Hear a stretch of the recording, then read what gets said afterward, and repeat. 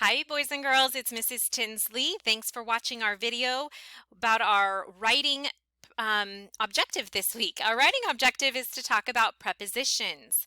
Prepositions are words that tell us more detail. So detail words, they're going to give us location of something. They're going to tell us where something is. So if you take a look over here at my cat, you can see that this food dish is on the cat. That word on is my preposition. It's telling me where that food dish is. If I look down here, you can see that the food dish is by or near the cat.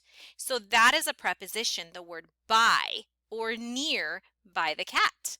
Okay, those are prepositions, details, telling us where it is located.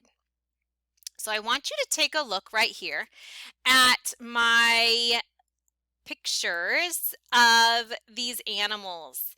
You see a dinosaur and a giraffe. If Mrs. Tinsley asked you, "Where is my star?" what would you say? I hope that you would say that it is in the middle or in between my dinosaur and giraffe. What if I asked you to tell me where my star was now? What word would you use to describe where the star was to this giraffe?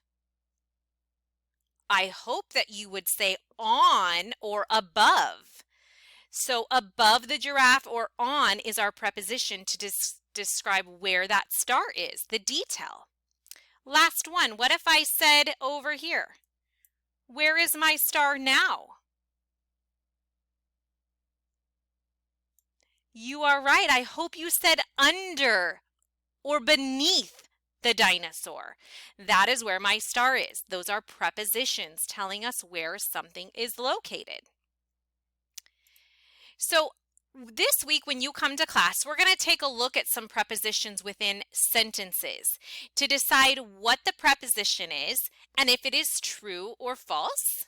We're going to take a look at some different types of pictures and be able to create a sentence to describe those pictures using some of our detail words.